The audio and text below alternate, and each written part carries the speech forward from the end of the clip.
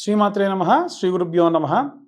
2026వ సంవత్సరంలో ద్వాదశ రాశుల వారికి కూడా ఎలా ఉండబోతుంది?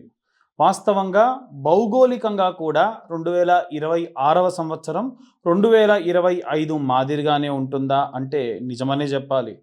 నిజంగా మనకు 2020వ సంవత్సరం నుండి ప్రారంభమైనటువంటి ప్రకృతి వైపరీత్యాల్లో భాగంగా వాయుపరమైనటువంటిది కరోనాగా, అగ్నిపరమైనటువంటివి అగ్ని ప్రమాదాలు, జలపరమైనటువంటివి నీటిలో ప్రమాదాలు, ఆకాశంలో ఎన్నో రకాలైన విధ్వంసాలు, భూకంపాలు ఇలాంటివి ఎన్నో జరుగుతూ ఉన్నాయి. ఇలాంటివెన్నో దాటుకొని మన ద్వాదశ రాసుల వారు కూడా ఎలా ఉంటున్నారు? ఈ 2026 సంవత్సరం వారందరికీ ఎలా ఉంటుంది? అందులో ప్రత్యేకంగా ప్రతి ఒక్క రాశి గురించి కూడా మనం విశేషంగా ఏ రెమెడీస్ చేసుకుంటే మంచిది, విభాగాలుగా చేసుకొని విద్యార్థులు, గృహిణులు, అలాగే చేతి వృత్తులు, కుల వృత్తులు చేసేవాళ్ళు, రాజకీయ నాయకులు, అలాగే విశేషంగా ఉద్యోగస్తులు, వ్యాపారస్తులు అందరి గురించి కూడా ఇప్పుడు మనం తెలుసుకుందాం. తదుపరి మిథున రాశి. మిథున రాశి వారికి సంబంధించి 2026వ సంవత్సరం ఎలా ఉండబోతుంది అనేటువంటి విషయాన్ని ఇప్పుడు తెలుసుకుందాం. మిథున రాశి వారికి సంబంధించి విద్యార్థులు, గృహిణులు, అలాగే ఉద్యోగస్తులు, చేతి వృత్తులు, కుల వృత్తులు చేసుకునేటువంటి వారికి సంబంధించి, వివాహం కోసం ఎదురు చూస్తున్నటువంటి అమ్మాయిలు, అబ్బాయిలు ఎవరైనా ఉంటే వారికి సంబంధించి ఎలా ఉండబోతుంది అనంటే, గురుగ్రహానికి సంబంధించి గమనంలో భాగంగా వీరందరికీ కూడా గోచారం ఎక్కువగా గోచరిస్తూ ఉంది. వాస్తవంగా చూసుకున్నట్టయితే ప్రథమార్థం అంతా కూడా వీరికి అంత అనుకూలంగా లేదు. కాబట్టి ద్వితీయార్థం వీరికి ఏవైనా సరే అద్భుతమైనటువంటి కాలంగా గోచరిస్తూ ఉంది. కాబట్టి ప్రథమార్థం 6 నెలలు కూడా ఇబ్బందిగా ఉన్న సమయంలో దక్షిణామూర్తికి సంబంధించి కానీ, గురుగ్రహానికి సంబంధించి ఏదైనా సరే మంత్రమో జపమో చేయించుకుంటే మంచి యోగ్యమైనటువంటి కాలంగా కనిపిస్తూ ఉంది. ఎప్పుడైతే ద్వితీయంలో కూడా మనకు గురువు చూసుకుంటే 4 నెలలు మాత్రమే బాగుంటారు. ఆ సమయాన్ని యూటిలైజ్ చేసుకోండి. జూలై నుంచి ఆల్మోస్ట్ అక్టోబర్ ప్రాంతం వరకు కూడా వీరికి కాస్త అనుకూలంగా ఉంటుంది. ఆ సమయం దాటిపోతే మళ్ళీ ఇబ్బంది పడేటువంటి కాలం ఉంటుంది. చాలా జాగ్రత్తగా ఉండండి. ఈ సంవత్సరం వివాహం కానటువంటి 25 నుండి 30 మధ్యలో ఉన్నటువంటి వాళ్ళు ఎవరైతే ఈ యొక్క సంవత్సరంలో వివాహం జరగకపోతే 2 సంవత్సరాల దాకా ఈ రాశిలో ఉన్న వారికి వివాహం జరగదు. సో ఏదో ఒక వంక పెట్టి పోస్ట్పోన్ చేసేటువంటి వాళ్ళు ఎట్టి పరిస్థితులలో ఈ సంవత్సరం పోస్ట్పోన్ చేయకండి. చాలామంది ఫోటోలు చూసి నెగిటివ్ ఇంపాక్ట్ తీసుకుంటూ ఉన్నారు. ఒకసారి డైరెక్ట్గా మాట్లాడి మీరు ఏదైనా నిర్ణయానికి రండి. ఈ యొక్క వివాహం కోసం ఎదురు చూసేటువంటి వాళ్ళకు ఈ విషయాన్ని చెబుతూ ఉన్నాను. అలాగే సూర్యగ్రహం అనేటువంటిది ప్రభుత్వ ఉద్యోగస్తులు, ఫారిన్ కంట్రీకి వెళ్ళాలి అనుకునేటువంటి వాళ్ళు, అలాగే ఏవైనా సరే కాస్త టీమ్ లీడింగ్ పొజిషన్లో ఉన్నటువంటి వాళ్ళు, రాజకీయాల్లో ఉండేటువంటి వాళ్ళకు సంబంధించి సూర్య గమనాన్ని మనం ఆధారంగా తీసుకుంటాం కాబట్టి అష్టమ స్థానమునందు సూర్యగ్రహం యొక్క సంచారం అనేటువంటిది ఉంది. అష్టమంలో సూర్యుడు ఎప్పుడు కూడా అనుకూలంగా ఉండడు, నవమంలో కూడా అనుకూలంగా ఉండడు. నెలన్నర పాటు ఒక్కో రాశిలో సంచారం చేస్తే ఆల్మోస్ట్ 3 నెలల పాటు కూడా సూర్యుడి యొక్క అనుకూల పరిస్థితులు ఏవీ కనిపించడం లేదు ఈ యొక్క డిపార్ట్మెంట్స్ ఇప్పుడు నేను చెప్పిన వాళ్ళందరికీ కూడా. సో ఎప్పటి నుంచి అనుకూలంగా ఉందయ్యా అనంటే మార్చి తర్వాత నుండి 3 నెలల పాటు అనుకూలమైనటువంటి కాలం. ఎందుకంటే మనకు అష్టమంలో ఉన్నటువంటి సూర్యుడు నవమం నుంచి దశమంలో సంచారం చేయాలి. ఇక్కడ ఇంకొక నెగిటివిటీ ఏమిటంటే సూర్యుడు శని కలిసి ఉన్నా సరే పనులు పెండింగ్లో పడే అవకాశం ఉంటుంది. అది కూడా ఒక రకంగా ఇబ్బందే. అంటే పనులైనా ఇలా నోటి దాకా వచ్చింది చేజారిపోయే అవకాశం ఉంది.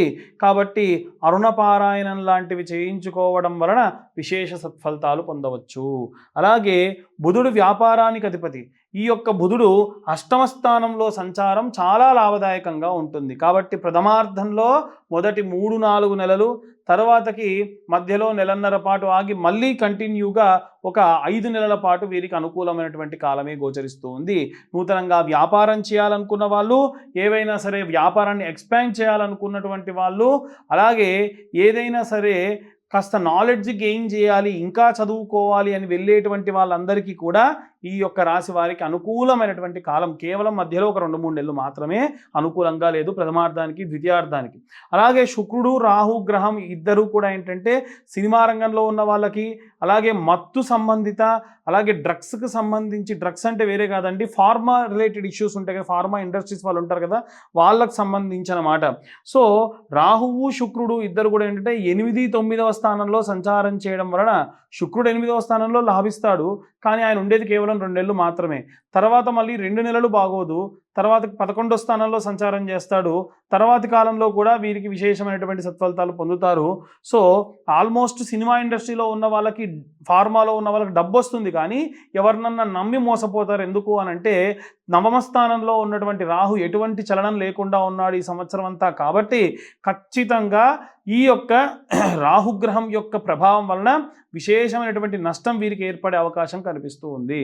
ఇవన్నీ కూడా మనం శనిగ్రహానికి సంబంధించి రియల్ ఎస్టేట్ రంగంలో కానీ, అలాగే ఏవైనా సరే ఫార్మా ఇండస్ట్రీలో, ఏదైనా సరే ఇండస్ట్రీలో ఫ్యాక్టరీలు పెట్టినటువంటి వాళ్ళు ఎవరైతే ఉంటారో వాళ్ళకు సంబంధించి శనిగ్రహాన్ని మనం అనుసంధానంగా తీసుకుంటే ఇనుము, ఆయిల్, ఫైర్ ఈ రిలేటెడ్ వర్క్స్ చేసే వాళ్ళందరూ కూడా జాగ్రత్తగా ఉండాలి. ఎందుకు అంటే ఈ యొక్క మిథున రాశి వారికి సంబంధించి దశమంలో ఉన్నటువంటి శని, లాభస్థానంలో ఉన్న శని ఎటువంటి లాభం చేయకుండా శని చండాల యోగం అనేటువంటి దాంట్లో ఉన్న కారణం చేత విశేషమైనటువంటి నష్టం కూడా రావచ్చు. ఏదో కాస్త లాభం వస్తుంది అనుకునే లోపు పెద్ద నష్టం వస్తుంది, దానివల్ల ఇబ్బంది పడుతూ ఉంటారు. కాబట్టి చాలా జాగ్రత్తగా నిర్ణయాలన్నీ కూడా తీసుకోవడం మంచిది. ఓవరాల్గా చూసుకుంటే మిథున రాశి వారికి జాగ్రత్త పడితే కాస్త గడ్డు కాలం నుండి బయటపడవచ్చు. ఏమాత్రం అజాగ్రత్తగా ఉన్నా దాచుకున్నటువంటి ధనము కానీ, పేరు ప్రతిష్టలు కానీ అన్నీ కూడా భ్రష్టపాలు అయిపోయేటువంటి అవకాశం కనిపిస్తుంది. ఇవన్నీ కూడా గోచార రీత్యా చెబుతున్నటువంటి విషయంలో మాత్రమే. డీటెయిల్డ్గా జాతకం కావాలనుకున్న వాళ్ళు కింద ఉన్న నెంబర్కు వాట్సాప్ చేయండి. 2,500 రూపాయలు ఈ సంవత్సరంలో ఛార్జ్ చేయడం జరుగుతుంది. అలాగే ఈ యొక్క రాశి వారే కాకుండా ఈ డిపార్ట్మెంట్లో ఉన్నటువంటి అన్ని వర్గాల వారికి సంబంధించి ఏ మంత్రం చదవాలి, రెమెడీస్ తీసుకోవాలనే విషయాన్ని ఇప్పుడు మనం తెలుసుకుందాం. ఇప్పటి వరకు ఈ రాశిలో వారికి ప్రథమార్థం ద్వితీయార్థంలో ఎలా ఉంటుంది అనేటువంటి విషయాన్ని తెలుసుకున్నాం. మనము ఈ 2026 సంవత్సరంలో విద్యార్థి దశలో ఉన్నటువంటి వాళ్ళు చేయాల్సినటువంటి రెమెడీ గురించి చెప్తాను. ఒకటి, మేధా దక్షిణామూర్తి స్తోత్రం నిత్యం ఉదయం రాత్రి సమయంలో, లేదా ఉదయం సాయంత్ర సమయంలో విన్న మాత్రం చేత, నిత్యము కూడా విన్న మాత్రం చేత మనకు విపరీతమైనటువంటి కాన్సంట్రేషన్ పవర్ పెరుగుతుంది. అలాగే విద్యార్థి దశలో ఉన్నటువంటి పిల్లల గురించి ఎస్పెషల్గా చెప్తున్నానండి. ఒక ఆవు నెయ్యి దీపం మీ ఇంట్లో ఉన్నటువంటి ఒక కార్నర్కి, ఇలా ఉన్నటువంటి కార్నర్కి పెట్టేసి లైట్స్ అన్నీ ఆఫ్ చేసి ఆ దీపాన్ని అలాగే చూడండి. దీనివలన కాన్సంట్రేషన్ పెరుగుతుంది, ఐ సైట్ కూడా తగ్గుతుంది. అంటే బోర్డు మీద చూసేటువంటివన్నీ కూడా కాస్త మసకగా కనిపిస్తున్నటువంటి ఆ యొక్క లెన్స్ క్లీన్ చేసినట్టుగా అవుతుందన్నమాట. అలాగే మీరు చదువుకునే క్రమంలో మంచి వాసన వచ్చేటువంటి అగరబత్తీలు, మీకు ఎటువంటి డిస్టర్బెన్స్ లేకుండా వచ్చేటువంటి అగరబత్తీలు వెలిగించుకొని ఓం వాగ్దేవ్యై నమః, ఓం వీణావాణియే నమః అని ఒక 11 మార్లు శ్రద్ధగా శుభ్రంగా స్నానం చేసి మంచి లైట్ కలర్ వస్త్రాలు వేసుకొని ఈ 11 సార్లు ఓం వాగ్దేవ్యై నమః, వీణావాణియే నమః అని చెప్పి తర్వాతకి మీరు ప్రారంభించండి. మీకే తెలవని ఒక డివినిటీ వస్తుంది. అంటే చదివేటువంటి చదువు పైన మంచి భక్తి కలుగుతుంది. దీనివలన శ్రద్ధగా చదువు మనకు ఎక్కుతుంది. దానివల్ల ఎగ్జామ్స్ బాగా రాస్తాము. నెలలో ఒక్కసారన్నా సరే మీ పేరెంట్స్ని అడిగో ఏదో ఒకటి చేసి ఉలవలతో చేసినటువంటి చారుని తినండి. ఎందుకంటే కేతుగ్రహానికి సంబంధించిన ధాన్యం ఏదైతే ఉందో అది ఉలవలు. కాబట్టి మనం ఇప్పటివరకు ప్రస్తావన చేయలే కేతుగ్రహం గురించి. ఎందుకంటే కేతు జ్ఞానపీడోపశాంతయే, కేతు అరిష్టేతు సుసంప్రాప్తే, కేతు పూజాంచ కారయేత్, కేతు ధ్యానం ప్రవక్ష్యామి జ్ఞానపీడోపశాంతయే. మతిమరుపు ఎక్కువగా కలిగిస్తాడు. కాబట్టి మతిమరుపు రాకుండా అంటే నెలలో ఒక్కసారైనా ఇంటిల్లిపాది ఏం చేయాలి, ఉలవ చారు తినాలి. మన తెలుగునాట ఉన్నటువంటి సాంప్రదాయం ఉలవచారు. అది చాలామంది గుగ్గిళ్ళు గుర్రాలకు పెడతారు, మనకు కదంటారు. తప్పండి. రోజూ తింటే వేడి, నెలలో ఒక్కసారి తింటే చాలా మంచిది, మతిమరుపు రాకుండా ఉంటుంది. ఇవి విద్యార్థి దశలో ఉన్న వాళ్ళు పాటించాల్సినటువంటిది. గృహిణులందరూ కూడా ప్రతి శుక్రవారము చిన్న గౌరమ్మని చేసుకొని మనకు దుర్గా కవచం కానీ లేదా కనకదార స్తోత్రం కానీ చదువుతూ కుంకుమార్చన చేయండి. వారం రోజులు అదే కుంకుమ బొట్టుగా పెట్టుకోండి. లేదు మీకు వ్యాపార సంబంధితమైనటువంటి వాళ్ళు ఇంట్లో ఉన్నారనుకోండి, కుబేర కుంకుమ అని ఉంటుంది. ఆ కుబేర కుంకుమను గనక మీరు కుంకుమార్చన చేసి రోజు ఆ కుంకుమ పెట్టుకోవడం వలన విశేషమైన వ్యాపారాభివృద్ధి కలుగుతుంది. అలాగే నిత్యము 2 పూటల దీపారాధన చేయండి. చాలామంది ఇళ్లలో పని ఒత్తిడి వలన దీపారాధన చేయటం లేదు. ఆఫీస్ నుంచి లేట్‌గొస్తే సరే, అప్పుడైనా సరే చేయండి. ఇంకా చెప్పాలనంటే మీ వారు ఉంటే మీ వారి చేత్తోని చేయించండి. ఎందుకనంటే ఇంట్లో ఉన్నటువంటి భర్తనే పూజ చేయాలి. భార్య ఏ పూజ చేయకున్నా పర్వాలేదు. కానీ భర్తతో మీరు చేయించండి దీపారాధన. కనీసం దీపారాధన చేయించండి. నిత్యము ఉద్యోగం చేసేటువంటి వాళ్ళు, వ్యాపారం చేసేటువంటి వాళ్ళు చేయాల్సినటువంటి ఒకటే ఒక్క పని. పొద్దున, సాయంత్రం కలిపైనా, విడివిడిగా అయినా సరే 108 మార్లు ఓం నమఃశివాయ అన్న మంత్రాన్ని ఒక చోట కూర్చొని చదవాలి. మహా అయితే 2-3 నిమిషాలు కూడా పట్టదు. అంతే కదండీ! కాన్సంట్రేషన్‌గా చదివితే మీకు తెలవని ఆరా పెరుగుతుంది. అలాగే సాయంత్రం సమయంలో ఇంకా వీలైతే ఓం నమో భగవతే వాసుదేవాయ, లేదు ఓం నమో నారాయణాయ, ఇలాంటి మంత్రం.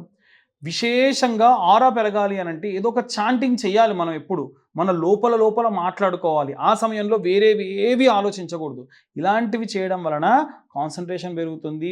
ఎదుటిగా ఉన్నటువంటి వ్యక్తి చెడు చేస్తున్నాడా, మంచి చేస్తున్నాడా ఈజీగా తెలుస్తుంది. కాబట్టి ఇలాంటివన్నీ కూడా మనం చేయాలి. అలాగే ఎవరైతే ఉద్యోగస్తులు ఉంటారో ఈ సంవత్సరంలో ప్రథమార్థము, ద్వితీయార్థము మీకు బాలేనటువంటి సమయాన్ని చెప్పాను కదా, ఆ సమయంలో గానగాపూర్ వెళ్ళండి. దత్తాత్రేయ స్వామి యొక్క పాదుకలు దర్శించుకోండి. సంగంలో స్నానం చేయండి. ఆ పక్కనే ఉన్న చెట్టు, మీడి చెట్టుకి ప్రదక్షిణాలు చేయండి. అద్భుతమైనటువంటి మంచి ఉపశమనం అనేటువంటిది కలుగుతుంది. విపరీతమైనటువంటి స్ట్రెస్ మీ పైన లేకుండా ప్రశాంతమైన వాతావరణాన్ని మీరు పొందుతారు. ఓం నమో దత్తాత్రేయ స్వామినే నమః అని 11 మార్లు రోజు పూజ చేసేటప్పుడు అనుకున్న మాత్రం చేత, అనుష్ఠానం అంటే ఏమీ లేదండి. పెద్ద పెద్ద మంత్రాలు ఏం అవసరం లేదు. మనం చాలా సులువుగా చదువుకునేటువంటి మంత్రాల్ని నిత్యము 11 సార్లు ఒకటి, 108 సార్లు ఒకటి చదువుకుంటే చాలు. సంవత్సర కాలంలో ఆడవాళ్ళు, ఇంట్లో ఉండే ఆడవాళ్ళు శ్రీమాత్రే నమః అన్న మంత్రం ఒక 10,000 సార్లు పూర్తి చేసిన మాత్రం చేత ఇంటికి ప్రమాదం రాకుండా అమ్మవారు కాపాడుతుంది. చూడండి మరి. కాబట్టి ఇలాంటి పనులు చేయండి, ఇలాంటి మంత్రాలు చదవండి, ఇలాంటి చాంటింగ్స్ చేయండి. దానివల్ల ప్రత్యేకమైనటువంటి శక్తిని పుంజుకుంటారు. అలాగే ఎవరైతే వ్యాపారం చేస్తూ ఉన్నారో బుధవారం పౌర్ణమి వచ్చిన నాడు ఎక్కడైనా వెంకటేశ్వర స్వామి ఆలయంలో భోగం చేయించండి. భోగం అంటే వేరే అనుకోకండి. భోగము అనంటే చింతపండుతో చేసేటువంటి పులిహోరని భోగము అంటారు. అలా చింతపండుతో తయారు చేసిన పులిహోరని స్వామివారికి ఎక్కువ మొత్తంలో నివేదన చేయించి మీ చేత్తో పంచండి. ఇలా చేయడం వలన వ్యాపారస్తులందరికీ కూడా అద్భుతంగా ఉంటారు.